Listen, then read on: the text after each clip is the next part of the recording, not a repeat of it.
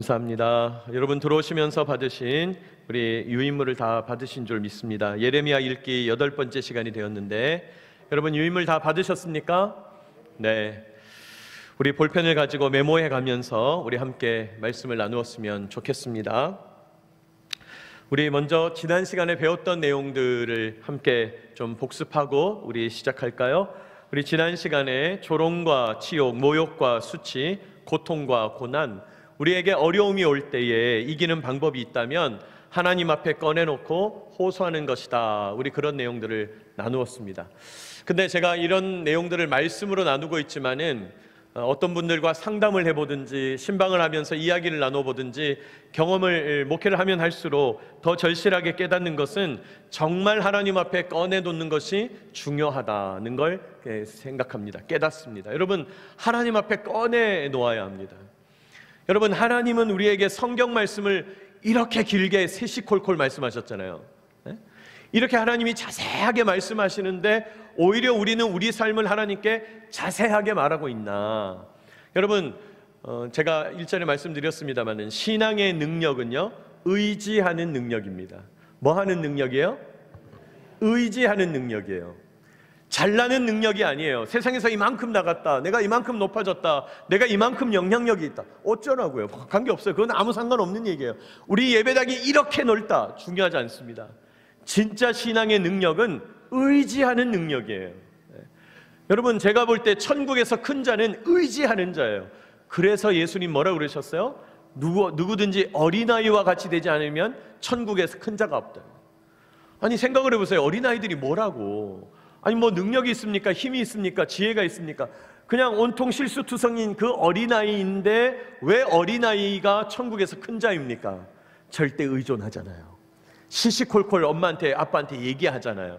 네? 여러분, 의지하는 것이 능력이에요. 오늘 지금 첫 번째 우리 복습하는 이 단락이 바로 그 얘기죠. 이런 문제들이 상처가 되어서 다시 되뇌이기 싫지만 여러분, 꺼내놓으려니까 생각하기 싫을 때도 있어요. 고통스러울 수도 있어요. 내가 아까 당했던 그 답답한 이야기를 또 해야 되나? 내 입술로 또 꺼내야 되나? 싫을 수 있지만 그러나 하나님 앞에서 꺼내어 울며 고백할 때 그때서야 하나님이 치유를 시작하신다는 거예요. 그거 하나님 앞에 안 꺼내놓고 그냥 저 마음 한구석에 계속 묵혀놓으면 계속 썩어 문드러진다는 거예요. 꺼내놔야 합니다. 그래서 하나님 앞에서 완전히 해체해야 돼요. 시시콜콜 앓아야 돼요. 그러면 하나님이 치유를 시작하신다 말씀합니다. 가장 어리석은 해결책이 있다면 문제가 일어나니까 안 하면 되겠다, 이런 생각이라고 그랬어요. 여러분, 예레미야가 고민했다고 그랬잖아요. 예레미야가 말씀을 전하고 예언을 했더니 세상 사람들이 너무 고통스럽게 해요. 왕따시켜요, 외면당해요, 조롱당해요, 힘들어서 견딜 수가 없어요. 그냥 모든 것에서 버림받은 느낌이에요. 하나님, 너무 고통스럽습니다. 안 하면 안 될까요? 그러나 예언을 안 하려고 했더니 마음이 답답해서 견딜 수 없다 그랬죠. 거기 계속 보면 문제가 되더라도 하나님 뜻이라면 감당해야 된다. 사람들에게 외면당하고 거부당하고 조롱당한다고 해서 그 일 자체를 하지 않는다면 하나님 앞에서 참 평안을 누릴 수가 없다 그랬어요. 네, 그렇습니다. 여러분, 우리가 어떨 때 꼭 해야 되는 일인데 부담되는 일이 있잖아요. 꼭 해야 되는 일인데 선뜻 하기 어려울 때가 있잖아요. 그러나 그거 하지 않고 내가 편안히 있는다고 그래서 마음 편하지 않잖아요. 마찬가지죠. 예레미야가 그래서 뭐라고 고백했습니까? 마음이 불붙는 것 같아서, 내가 하나님의 말씀 전하지 않으면 마음이 불붙는 것 같아서 견딜 수가 없다. 그렇죠? 사람들한테 내가 자꾸 문제가 되고 다툼이 되니까 아유, 이거 하지 말아야 되겠다. 옛날에 어떤 분, 제가 신앙생활 하려고 교회 다니려고 그랬더니 집에서 자꾸 반대하는 분이 생기고 다툼이 생기고 그래서 내가 신앙생활 안 하려게 됐다. 여러분, 그건 어리석은 얘기다 이 말이에요. 그렇다고 신앙생활 안 하면 안 되죠. 하나님께서 부르실 때 응답해야 되는 거죠. 그러면 참 평안을 누릴 수가 없다 그랬어요. 문제가 일어나니까 안 하면 되겠다, 이런 생각을 하면 안 된다. 이게 하나님의 뜻이냐 아니냐, 이게 중요하다 그랬습니다. 또 우리 하나님께 고통을 호소하고 자기 수치와 아픔을 꺼내놓고 기도할 때 우리의 영적인 눈이 열린다 그랬어요.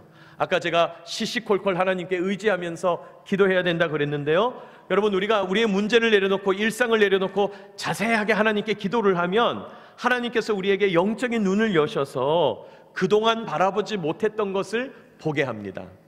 그게 하나님의 승리를 바라보고 기뻐하고 찬양하게 되는 비결이에요. 문제로 시작해서 기도를 했는데 하나님이 영적인 눈을 열어가지고 찬양하게 하고 기뻐하게 한다. 그래서 제가 지난주에 이렇게 기도하는 사람들 은혜의 선취가 나타난다, 우리 이런 말 나누었죠? 은혜의 선취. 지금은 상황은 그대로인데, 문제 전혀 해결 안 됐는데, 그런데 은혜를 내가 먼저 취한다.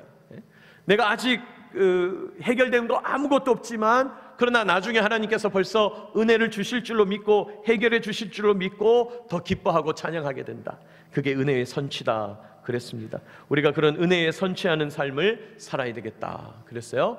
또 우리 지난 시간에 본질에 집중하면 하나님이 일하시고 해결하신다 그랬습니다. 급한 일보다 중요한 일을 먼저 해야 된다. 급한 대로 우선순위를 매길 것이 아니고 중요한 순서대로 우선순위를 매겨야 된다. 우리 지난 시간에 이런 내용을 나누었죠. 여러분, 급한 일부터 해결하면 급한 일은 계속 일어나요. 왜요? 지금 당장 급한 일 하느라고 중요한 일을 안 하다 보니까 나중에 이 중요한 일들이 다 급한 일로 몰리는 거예요. 그래서 여러분, 급한 일을 하다 보면 계속 거푸거푸한 삶을 살게 돼요. 아이고, 허덕이는 삶을 살게 돼요. 그러면 안 된다. 급하더라도 잠시 내려놓고 중요한 일부터 하기 시작해야 된다. 그러면 여러분, 내 삶의 중심이 잡히고 질서가 부여되면서 하는 일이 많아지는데도 여유를 누리는 삶을 살게 돼요. 여러분, 그런 삶을 살게 되시기를 축복합니다. 그러므로 하나님 앞에서 늘 따져봐야죠. 하나님, 이게 더 중요한 일입니까? 이게 더 중요한 일입니까? 하나님 앞에서 따져봐야 돼요. 여러분 앞에서 예배하고 기도하는 일이 우선순위가 되시기를 축복합니다. 이건 변동이 안 되는 거예요. 내가 주일 예배, 오후 예배, 수요 예배, 새벽 예배, 내가 어떻게든 하나님께 예배하고 기도하는 시간, 개인 예배 시간, 공동체 예배 시간, 소그룹 예배 시간 딱 중심을 잡아놓고 그걸 중심에 놓고 나서야 다른 일들을 진행해야죠. 중요한 일, 하나님께서 명령하시는 본질적인 일, 거기에 우선순위를 둬야 된다는 거예요. 그러면 하나님께서 다른 일들을 해결하신다는 거예요. 어떡하지? 지금 급한 일이 있는데 예배하고 겹쳤네? 그러면 예배 더 드려야 되는 거죠. 급한 일, 어려운 일 있지만 어쨌든 예배 드리는 거예요. 이렇게 예배에 집중하고 내가 할 일 하다 보면 하나님이 이 일까지도 해결해 가신다. 여러분, 그런 하나님이 일하시고 해결하시는 능력을 체험하게 되시기를 축복합니다. 중요한 얘기입니다. 자, 우리 지난 시간에 이런 내용들을 이제 살펴보았고, 이제 오늘은 예레미야 읽기 4주차 내용을 한번 보십시다. 지난 한 주간 동안, 우리 지난 한 주가 8월 4주차였는데 우리 예레미야를 묵상하면서 했던 내용 중에서 몇 가지 내용을 함께 살펴보기 원합니다. 지금 매일 성경이 오늘 본문부터 잠깐 월말까지 시편 말씀으로 갔죠. 시편 말씀으로 가고 이제 9월부터는 열왕기 상이 이제 시작이 될 것입니다. 여러분, 매일 성경 다 준비하셨습니까? 매일 성경 준비해서 여러분 묵상에 참여하시기 바랍니다. 그래서 예레미야는 우선 여기 오늘 우리 이번 주까지 25장까지 읽었고, 잠시 쉬었다가 열왕기상 묵상한 이후에 다시 나중에 나머지 부분들을 아마 묵상하게 될 것 같습니다. 여러분 참고하시면 되겠고, 자, 예레미야 23장 16절 이하 말씀을 유인물에 제가 실어 놓았는데 한번 보시기 바랍니다. 16절, 만군의 여호와께서 이와 같이 말씀하시되 너희에게 예언하는 선지자들의 말을 듣지 말라. 그들은 너희에게 헛된 것을 가르치나니. 그럽니다. 특별히 여기 23장에는 메모해 놓으세요. 거짓 선지자에 대한 경고를 하나님 하고 계시죠. 하나님께서 거짓 선지자에 대하여 경고하고 계신다. 여러분, 놀랍게도 시대를 막론하고 거짓 선지자들이 활동을 한다는 거예요. 자, 그러면서 거기 줄친 부분 보시면 그들이 말한 묵시는 자기 마음으로 말미암은 것이 아니요 줄친 부분 여호와의 입에서 나온 것이 아니니라. 하나님이 말씀하신 내용이 아닌데 하나님의 이름을 빙자하여 막 예언을 한다는 거예요. 선포한다는 거예요. 거짓 선지자들이죠. 17절, 항상 그들이 나를 멸시하는 자들에게 이르기를 너희가 평안하리라. 막 하나님을 멸시하는 사람들한테 가서 잘하고 있어, 잘하고 있어, 너희들은 평안할 거야, 아무 문제 없어, 지금 정도면 돼, 이렇게 얘기한다는 거예요.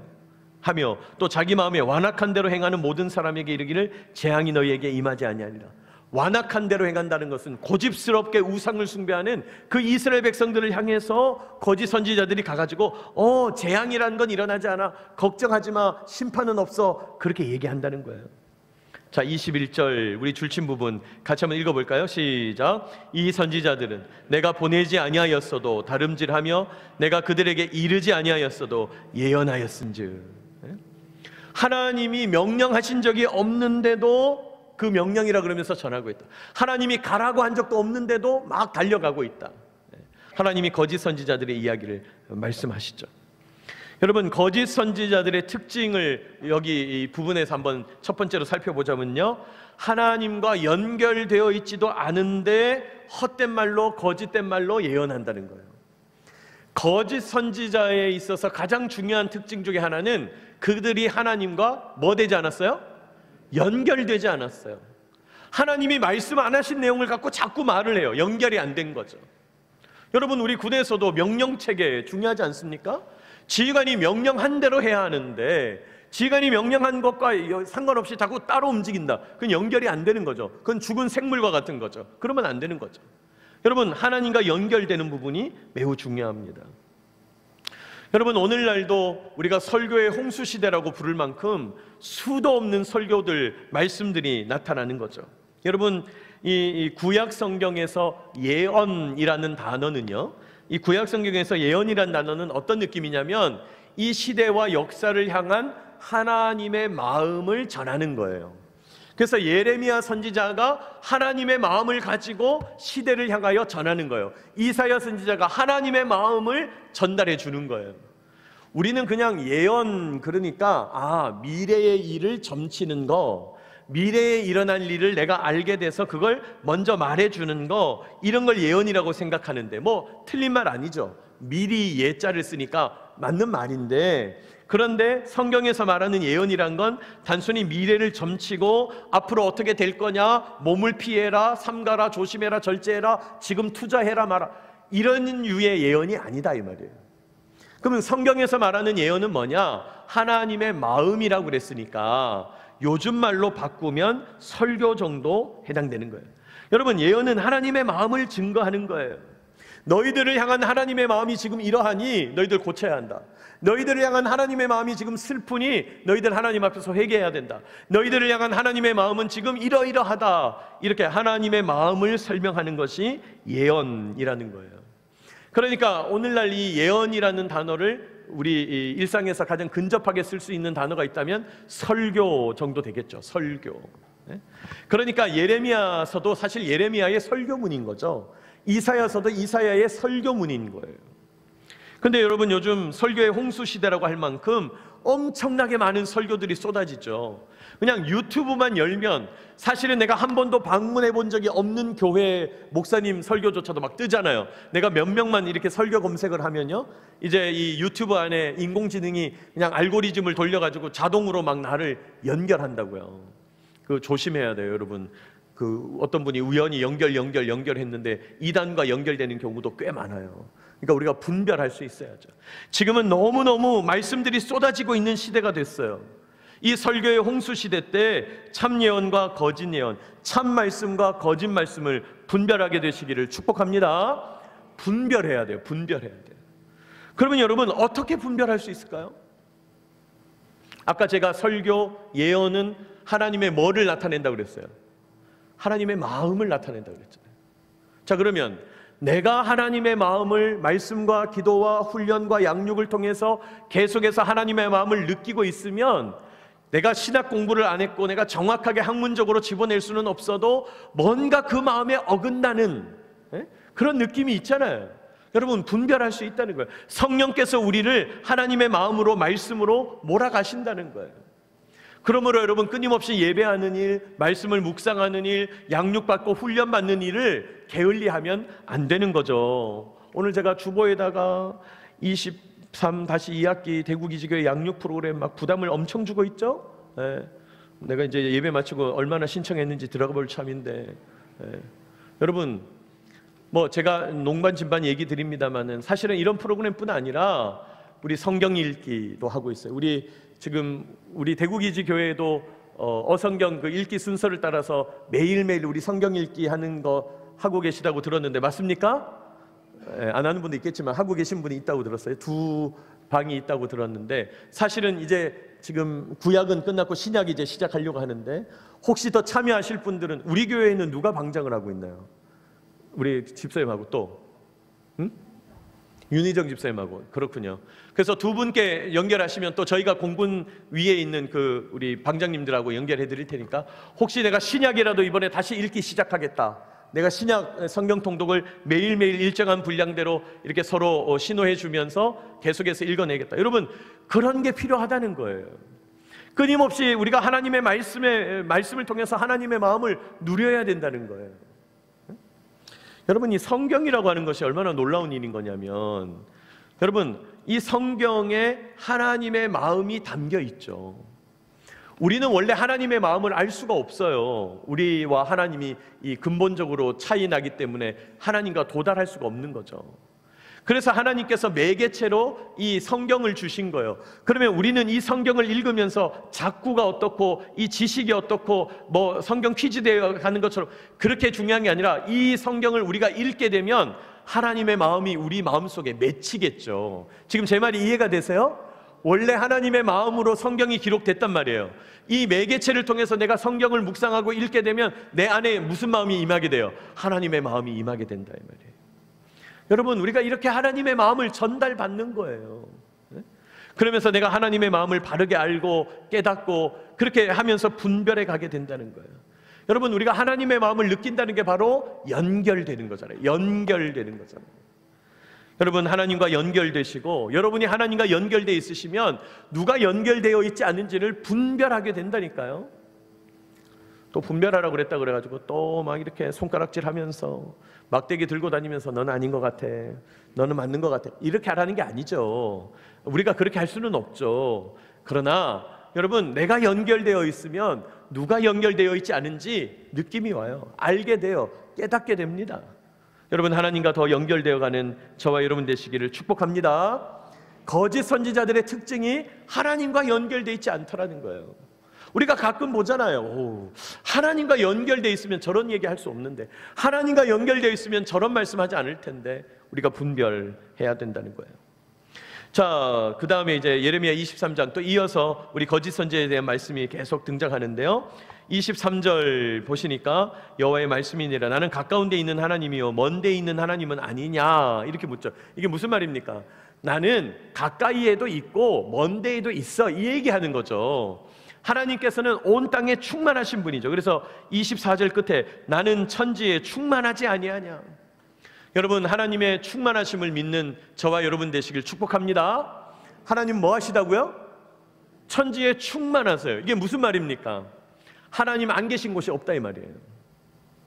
이걸 이제 옛날에 한자어로 우리 믿음의 조상들은 뭐라 불렀어요? 무소부재하신 하나님, 이렇게 불렀죠. 무소부재, 없을무 곧소, 그 다음에 안일부 있을제, 아니 없으신 곳이 없다, 이 말이에요. 하나님은 안 계신 곳이 존재하지 않는다. 무소부재하시다, 충만하시다, 이 말이에요. 아니, 이렇게 하나님이 충만하게 계시는데, 그 말은 하나님은 지금 내 옆에도 계시다는 거예요. 하나님은 지금 내가 하나님 앞에 내 마음을 토해놓고 시시콜콜 이야기할 때 내 옆에서 들으신단 말이죠. 하나님은 그렇게 충만한 분이에요. 내가 설마 저 우주 공간 어디에 미아가 되었어도 하나님은 거기 함께 계시고, 내가 저 지하 공간 수백 미터에 홀로 떨어져 있어도 갱도에 매몰돼도 하나님은 거기 함께 계시는 분이죠. 하나님은 그렇게 충만하신 분인데, 거짓 선지자들은 뭐라고 얘기한다는 거예요? 25절, 내 이름으로 거짓을 예언하는 자들의 말에 꿈을 꾸었다고 말하는 것을 내가 들었다. 무슨 말이에요? 내가 꿈 꿨다는 거예요. 나만 직통 계시를 받았다는 거예요. 너희들하고는 차원이 다른, 나는 좀 더 대단한 사람이라는 거예요. 응? 그런 식으로 자기를 이야기하는 거예요. 그러나 26절, 거짓을 예언하는 선지자들이 언제까지 이 마음을 품겠느냐? 그들은 그 마음에 뭐를 예언하느니라? 간교한 것을 예언하는. 여러분, 이 간교하다는 것은 허황되고 교만하고 간악하다, 이 뜻이에요. 그러니까 헛된 말을 한다는 거예요. 마음대로 막 짓거린다, 이 말이에요. 자기 유리한 대로 얘기한다는 거예요. 27절 줄친 부분 우리 같이 읽어볼까요? 시작. 그들이 서로 꿈꾼 것을 말하니 그 생각인즉 그들의 조상들이 바알로 말미암아 내 이름을 잊어버린 것 같이 내 백성으로 내 이름을 잊게 하려 함이로다. 꿈 꿨다면서 백성들에게 예언하는 거짓 선지자들은 오늘 주님 뭐라 그러냐면 바알 우상 섬기게 하는 것과 같다는 거예요. 그만큼 나쁘다는 거예요. 여러분, 꿈 같은 얘기를 하면서 막 하나님의 뜻이라고 이야기하는 것은 잘못하면 바알 우상 섬기는 정도의 죄가 된다 이 말이에요. 주님은 오늘 그 얘기까지 하시는 거예요. 왜요? 여러분, 하나님은 꿈으로 말씀하시는 분이기 전에 말씀하시는 분이에요. 말씀하신다는 게 너무 중요해요. 하나님의 말씀에 능력이 있다는 거예요. 응? 여러분 28절 보세요. 여호와의 말씀이니라 꿈을 꾼 선지자는 꿈을 말할 것이지만 내 말을 받은 자는, 그러니까 하나님의 참 예언을 하는 사람은 성실함으로 내 말을 말할 것이니라. 겨가 어찌 알고까 같겠느냐. 꿈 꿨다고 얘기하는 것은 그거 전부 껍데기라는 거예요. 겨라는 거예요. 쓸모없다는 거예요. 알맹이, 알곡 같은 건 뭐예요? 진짜 하나님의 능력의 말씀, 그게 알곡이라는 거예요. 그러면서 29절 하나님의 말씀이 능력이 있다는 거예요. 내 말이 불 같지 아니하냐? 하나님의 말씀은 불 같은 능력이 있어요. 바위를 쳐서 부스러뜨리는 방망이 같지 않냐? 하나님의 말씀은 이렇게 강력한 힘이 있어요. 그러면서 30절 여호와의 말씀을 도둑질한다. 거짓 선지자들이 도둑질한다. 여호와의 말 31절 여호와의 말씀이니라 보라 그들이 혀를 놀려서 하나님 여호와께서 말씀하셨다는 선지자들을 내가 치리라. 그냥 입만 열면 거짓말이라는 거야. 하나님과 연결도 안 돼 있으면서 그냥 꿈 꿨다 그러면서 거짓된 말씀을 막 예언하고 있다는 거예요. 32절 여호와의 말씀이니라. 우리 줄친 부분 같이 읽죠. 시작. 보라 거짓 꿈을 예언하여 이르며 거짓과 헛된 자만으로 내 백성을 미혹하게 하는 자를 내가 치리라. 뭐 저도 설교자고 우리 여기 전도사님 부교육자 하시는 우리 목사님 계시지만은 여러분 오늘날의 설교자들은 정말 조심해야죠. 경성해야죠. 두려워 떨리는 마음으로 선포해야죠. 왜요? 하나님께서 거짓으로 할 때는 도둑질한다고 그러시면서 치리라 말씀하는 거거든요. 저도 가끔 이렇게 기독교 텔레비전이나 CTS나 이런 걸 틀어보는데 가끔 이렇게 설교가 나오면 들어봐요. 제가 그럴 위치에 있지도 아니하고 또 저도 뭐 대단한 목사가 아닙니다만은 그럼에도 불구하고 이제 목회의 연조가 조금 됐다고 이렇게 제가 들어보면 가끔 이런 생각을 해요. 지금 저분은 자기가 무슨 말을 하는지 알고 있나? 설교단상에 서서 말씀을 하는데 지금 저분은 자기가 무슨 말을 하는지 알고서 얘기를 하는 건가? 제가 이렇게 의심이 들 때가 있어요. 여러분 아까도 제가 잠깐 말씀드렸습니다만 설교의 홍수라 그랬잖아요. 또 우리가 기독교 텔레비전에 나오는 목사님들을 다 우리가 사실은 받아들이기가 조심스러운 건 뭐냐면 지난번에도 말씀드렸지만 그게 헌금을 그러니까 이 출연료를 받고 설교를 하시는 게 아니고 헌금을 하고 설교를 하시는 거거든요. 그걸 이제 타임 도네이션이라고 그러는데 이제 방송사에 기독교 방송사가 이제 선교를 하니까 이렇게 많이 도와드려야 되겠는데 돈을 헌금을 하심으로 시간을 사는 거예요. 그래서 설교 영상을 틀어주는 경우도 정말 많아요. 그래서 제가 말씀드리고 싶은 거는 분별해야 된다는 거예요. 분별해야 된다는 거예요. 두 번째 거짓 선지자들의 특징이 있다면요, 가까이 계시는 하나님을 찾지 않고 거짓 꿈으로 미혹을 한다는 거예요. 하나님은 어디 계시다고요? 가까이 계세요. 멀리 계시는 분이 아니에요. 온 천지에 충만하신 분이에요. 그러니까 여러분 우리는 하나님 가까이 계실 때 자꾸 가까이 계시는 분께 말을 걸고 이야기하고 의지하고 호소하면 되는 거예요. 여러분 나와 함께 하시는 하나님을 만나고 싶습니까? 혼자 운전하고 가실 때 하나님 이름을 부르십시오. 혼자 집에 계실 때 하나님께 기도하십시오. 혼자 있는 시간에 은밀한 시간에 하나님을 의지하면서 하나님께 나아가십시오. 집안 식구들 다 주무실 때 빈방이 있다면 빈방에 나가서 하나님 의지하면서 기도하십시오. 여러분 하나님은 가까이 계시다고요. 무슨 특별한 꿈을 꾸게 하고 막 환상을 보여주고 하나님은 그렇게 일하시는 분이 아니라는 거예요. 제가 좀 예를 하나 들어볼까요? 여러분 저는 뭐 지금 여러분하고 말씀 나누면서 요새 이렇게 PPT를 좀 사용은 합니다만은 이게 전부 이렇게 글자잖아요. 네? 어린아이들한테 제가 지금 하는 것처럼 이렇게 막 글자 잔뜩 적어놓고 이렇게 설교하면 어린아이들한테 설교가 되겠습니까? 안 되겠습니까? 안 되죠. 어린아이들은 뭘 사용해야 되죠? 그림을 사용해야 돼요. 너무 잘하시네요. 다 이렇게 교회 학교 좀 경험이 있으신가 봐요. 네? 어린아이들은 그림을 사용해야 되잖아요. 영적으로도 마찬가지입니다. 왜 하나님의 말씀이 있는데 자꾸 시각적인 환상을 찾아다니세요? 에? 아니, 물론 내가 글자도 못 읽고 인지 능력이나 또는 세상의 지식이 짧아서 이 말씀의 내용을 이해하지 못할 수도 있죠. 오히려 하나님은 그럴 때 하나님께서 꿈으로 역사하시고 환상으로 역사하십니다.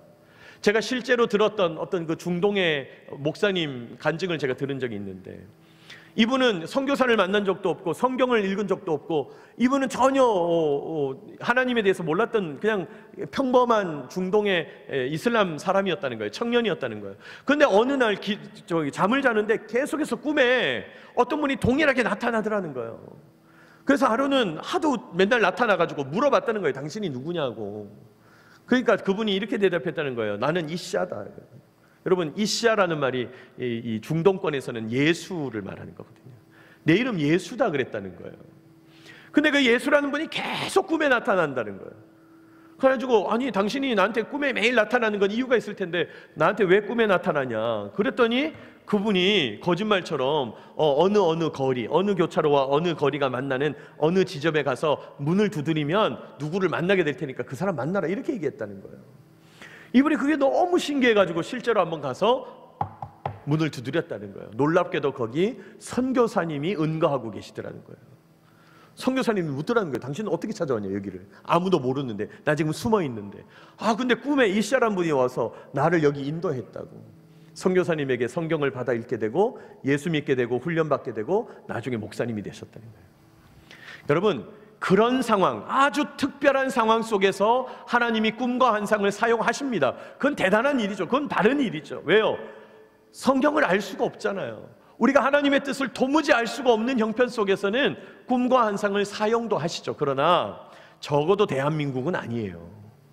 전 국민의 90몇 프로가 다 글자 읽어요. 네? 그리고 다 우리가 성경을 어느 정도 인지 능력을 갖고 다 이해하고 있어요. 여러분, 하나님의 말씀을 우선하게 되시기를 축복합니다. 자꾸 거짓된 꿈으로 미혹되지 마시기 바랍니다. 그렇게 말씀하시는 분이 아니라는 거예요, 우리 하나님은. 그래서 여러분, 거짓 선지자들이 이런 말 하죠. 어디 전능하신 하나님을 쉽게 만나려고 그래. 나같이 영험한 사람이라야 하나님 만날 수 있는 거야. 나는 너희들과 다르게 꿈으로 하나님 만나고 있거든. 그러니 너희들은 내 말을 좀 들어야 돼. 내가 하나님의 뜻을 바르게 전달할 수 있어. 거짓 선지자들은 이런 말을 한다는 거예요. 또 여러분 주변에 혹시 이런 말 하는 분이 있거든. 바로 관계를 끊으시기 바랍니다. 이런 말 하는 분이 있어요. 여러분 목사님 많이 만나보셨죠? 근데 제가 지금 소개하는 이 목사님은 보통 목사님하고 다른 분이에요. 이 목사님은 특별한 분이에요. 이 목사님 말씀을 들어야 돼요. 이분만이 하나님이 이 시대에 보낸 참 목사님인 것을 내가 알게 됐어요. 그러니 이분 말 좀 들어봅시다. 여러분, 그런 분 말하는 분이 있거든. 바로 신고하세요. 바로 신고하세요, 나한테. 예? 주저하지 말고 신고하세요. 010-5086-9073 바로 신고하세요. 주저하면 안 돼. 여러분, 하나님은 그렇게 역사하는 분이 아니라니까요. 하나님은 각자 목사님들의 은사와 사역을 따라서 말씀하고 계시는 거예요. 이분만 특별하다, 그런 건 존재하지 않아요. 네? 여러분, 거짓 선지자들은 그렇게 너희들에게는 없는 나는 뭐 대단한 게 있어, 이렇게 주장한다는 거예요. 거짓 선지자들은 거짓 꿈으로 미혹하는 거예요. 여러분, 분별하게 되시기를 축복합니다. 자, 마지막 페이지로 가시면 우리 24장 말씀도 이제 또 보게 될 텐데요. 24장에 가서 하나님께서 보란 듯이 예레미야에게 환상을 보여주세요. 너무 재밌죠? 거짓 선지자들 꿈 얘기를 하시니까 하나님이 25장에서 보란 듯이 예레미야에게 이제 말씀하실 때 환상 꿈을 보여주세요. 어떤 꿈을 보여주시냐? 좋은 무화과 나무, 상품 무화과 나무하고 너무너무 나쁜 무화과 나무하고 두 개를 탁 보여주시는 거예요. 지금 그 얘기를 하는 겁니다. 자, 그러면서 5절, 이스라엘의 하나님 여호와께서 이와 같이 말씀하시니라. 내가 이곳에 옮겨 갈대아인의 땅에 이르게 한 유다 포로를 이 좋은 무화과 같이 잘 뭐 할 거예요? 하나님은 지금 좋은 무화과가 누구라고 그래요? 포로로 끌려간 백성들이라는 거예요. 여러분 생각해 보세요. 우리 옛날에 40여 년 전에 이산가족 찾기 기억나세요? 아니, 가족들이 이산가족이 돼도 그렇게 슬프고 힘든데 막 포로로 지금 끌려간다는 거예요. 나라는 망하고 힘은 없고 왕도 잡혀가고 가족하고 떨어뜨려지고 고국을 떠나야 되고 강제로 포로가 돼가지고 그냥 죄수들처럼 줄줄이 이렇게 굴비 엮듯이 손 묶여가지고 그 수천 킬로를 걸어서 고통과 절망과 눈물과 수치와 조롱, 모욕, 그 참담한 상황을 견디면서 지금 포로로 가고 있는 그 사람들이 좋은 무화과 나무래요. 내가 돌봐주겠대요. 하나님 그렇게 얘기하는 거예요. 그러면서 또 뭐라 그러냐, 7절 끝에 보니까 줄친 부분, 그들은 내 백성이 되겠고 나는 그들의 하나님이 되리라. 내가 그 포로로 잡혀간 사람들을 통해서 언약을 회복하겠다는 거예요. 쉽게 얘기하면 새 출발하겠다는 거예요. 새 출발. 포로로 끌려간 그 사람들, 지금 너무 절망 가운데 있는 그 사람들 새 출발하겠다, 그렇게 얘기해요. 자, 반대로 8절 보니까 여호와께서 이같이 말씀하시니라. 내가 유다의 왕 시드기야와 그 고관들과 예루살렘의 남은 자로서 이 땅에 남아있는 자와 애굽 땅에 사는 자들을 나빠서 먹을 수 없는 이 나쁜 무화과 같이 뭐 하겠대요? 버리시겠대요. 버리시겠대요. 여러분 생각을 해보세요. 뭐든지 나라에 큰 위기가 닥치면요, 고통당하는 사람들이 많지만 한몫 잡는 사람들도 꽤 생겨요. 여러분 그런 얘기 들어보셨어요? IMF 왔을 때 다 고통스러웠지만 사실은 한몫 잡은 사람들이 있어요. 왜요? 위기에 또 기회가 생기는 법이거든요. 지금 여기 8절에 나오는 시드기야 왕을 둘러싸고 있는 고관 귀족들, 예루살렘에 남아있는 사람들, 또 이 땅 유다 땅에 남게 된 사람들, 애굽 땅. 여러분 이 애굽 땅에서 남았다는 말은 그 당시 힘도 좀 있고 돈도 좀 있어가지고 바벨론이 온다 그러니까 애굽 땅으로 피신을 간 거예요. 북한이 천일에 온다 그러니까 바로 일본으로 튄 거예요. 말하자면 그런 얘기예요, 이게. 그러니까 이 사람들 입장에서는 한몫 단단히 잡은 거죠. 시드기야 바벨론이 쳐들어오는 바람에 포로로 잔뜩 잡혀가는 바람에 졸지에 왕이 됐어요. 이 사람이 한몫 잡은 거죠. 이 사람들은 지금 어때요? 쾌재를 부르고 있는 거죠. 행운인 거죠. 우와 웬일이야, 나한테 이런 행운이 들어오더니, 한마디로 말해서 횡재한 거예요. 횡재한 거예요. 자, 그런데 하나님 뭐라 그래요? 나쁜 무화과처럼 버린다. 여러분 뭘 의미합니까? 포로로 잡혀가는 것은 슬프고 고통스러운 일이지만은 사실은 영적으로 보면 환난의 때에 하나님께서 나중에 새 출발하시려고 일군의 백성들을 모아놓은 거예요. 따로 빼놓은 거예요. 나중에 이 사람들을 씨앗으로 삼으려고 빼놓으신 거예요. 좋은 무화과. 그리고 지금 남아있는 사람들은 한몫 잡았다고, 횡재했다고, 복받았다고, 야 다행이라고 막 쾌재를 부르고 있지만 나중에 그대로 쓰레기통 갈 사람들인 거예요. 나중에 그대로 심판당할 사람들인 거예요. 왜? 최후 심판은 안 왔거든. 응? 어떤 분은 막 좀 심하게 얘기하면 최후 심판의 땔감들이야 지금. 지금 땔감 남겨놓은 거예요. 왜? 그대로 태워버려야 돼. 없애야 돼. 막 불 붙여야 되니까. 지금 그런 게 된 거예요. 여러분, 그러니 지금 내 앞에 펼쳐져 있는 상황이 전부가 아니라는 사실을 기억하시기 바랍니다. 지금이 전부가 아닌 거예요. 지금은 고통받고 절망당하고 너무 수치스럽고 조롱 모욕 포로로 잡혀가고, 지금은 한몫 잡았고 대단하고 이야 행운이다, 나는 괜찮다, 나는 살았다, 그렇게 한다 할지라도 그게 전부가 아니라는 거예요. 그러므로 여러분 절망 너머에 하나님의 희망을 볼 수 있어야 돼요. 지금 절망입니까? 그러나 진짜 이 절망 가운데 하나님께서 나를 어떻게 사용하실지 그 너머의 희망을 볼 수 있어야 돼요. 지금 어떤 분들은 야 행운이다, 횡재했다, 야 나는 너무 잘됐다, 야 이 정도면 괜찮다. 여러분 지금 괜찮은 것 같습니까? 그러나 그 너머에 하나님의 심판이 있다는 사실을 기억해야 돼요. 우리 인생사 어떻게 될지 모른다는 거예요. 지금의 고난이 고난이 아니고 지금의 복이 아닐 수 있다는 거예요. 네? 여러분 볼 수 있어야죠. 흐름을 볼 수 있어야죠. 지금 예레미야는 그거 보고 있는 거예요. 지금 어떤 사람들은 가족이, 아들이, 딸이 포로로 끌려갔다고 울부짖고 있으나 그러나 그것이 복일 수 있다는 거예요. 지금 내가 남아서 이 땅에서 권력을 잡았다, 이 땅에서 내가 왕권을 얻었다, 이 땅에서 내가 이 세상에 있는 이 모든 이익들을 다 누리게 됐다, 행복하다 할지는 몰라도 다 심판받게 생겼다는 거예요. 지금 예레미야는 그게 보이는 거예요. 여러분 절망이 아니고 희망일 수 있어요. 여러분 행운이 아니고 심판일 수도 있다. 우리가 그 사실을 기억하면서 나아가는 저와 여러분 되시기를 축복합니다. 그래서 여러분 신앙이 성숙한 분들은요 일희 일비 하지 않아요. 일희가 뭡니까? 작은 일에 막 기뻐하고, 일비 또 작은 일에 막 슬퍼하고. 여러분, 원래 비어있는 캔이 시끄러운 법이거든요. 비어있는 깡통이 시끄럽거든요. 묵직하게 내용물이 차 있으면 깡통에 그 요란한 소리는 나지 않아요.